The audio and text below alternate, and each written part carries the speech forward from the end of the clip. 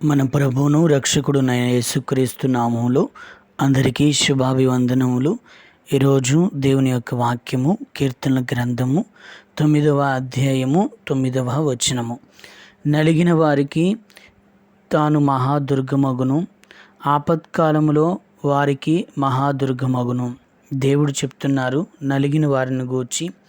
నలిగిన వారు అని చూచినప్పుడు ఆర్థికంగా నలగవచ్చు, ఆత్మీయంగా ఆత్మ సంబంధంగా ఎదలేని పరిస్థితులు నలిగిపోవచ్చు.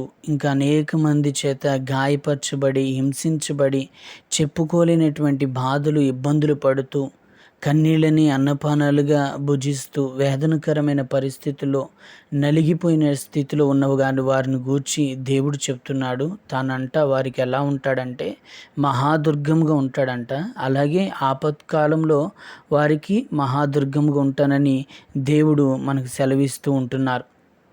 ప్రియమైన దేవుని బిడ్డలారా, ఎవ్వరు మనల్ని ఆదరించలేరు, కానీ దేవుడు మనకి ఎలా ఉంటానంటున్నాడంటే ఒక మహాదుర్గంగా ఉంటానంటున్నాడు. సామెతలు 18:10 మనం చూసినట్లయితే అక్కడ ఏమని రాయబడి ఉంటుందంటే, యెహోవా నామము బలమైన దుర్గము, నీతిమంతుడు అందులోనికి పరిగెత్తికి సురక్షితముగా ఉంటాడని వాక్యం సెలవిస్తుంది. కనుక ప్రియమైన దేవుని బిడ్డలారా, నేను నలిగిపోయాను, నేను శ్రమల పాలైపోయాను, నేను నిందల పాలైపోయాను, నేను అవమాన పాలైపోయాను అని మనం అనుకున్నప్పుడు మన దేవుడు మనకి మహాదుర్గంగా ఉంటాడు. అయితే మనం ఎక్కడికి వెళ్ళాలంటే ఆయన నామం దగ్గరికి వెళ్ళాలి. ఆ నీతిమంతుడు ఆయన నామం దగ్గరికి వెళ్ళి అందులో పరిగెత్తినప్పుడు సురక్షితంగా ఉంటాడంట. దేవుడు వారికి మహాదుర్గంగా ఉంటాడంట. ప్రియమైన దైవజనమ, ఏ శ్రమలో, ఏ వేదనలో, ఏ నలిగిపోయిన పరిస్థితులు ఉన్నారో యేసయ్య నామాన్ని ఉచ్చరించండి.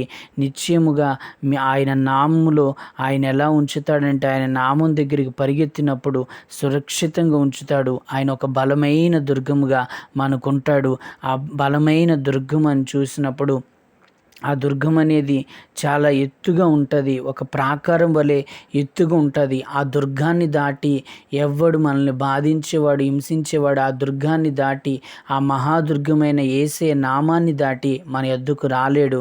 నిశ్చయముగా అందుకే యేసు నామం దగ్గరికి పరిగెడదాము, అందులో పరిగెత్తుదాము, సురక్షితంగా నివసించుదాము. అటు ఆశీర్వాదమును మనం పొందుకొనుదుము గాక.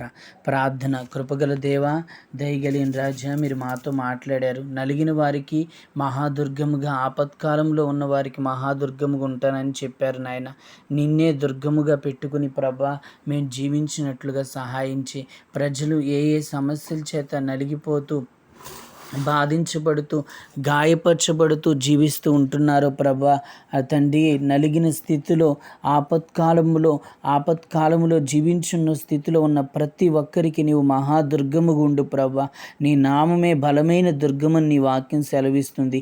నీ నామంలో బలమైన దుర్గములో మీరు భద్రపరచండి ప్రభా, సురక్షితముగా కాపాడమని ప్రార్థన చేసినాం. అట్టి ఆశీర్వాదాల చేత మీరు నింపి మీరే బలపరిచి మహిమను పొందమని యేసు నామమున అడుగుచున్నాం తండ్రి.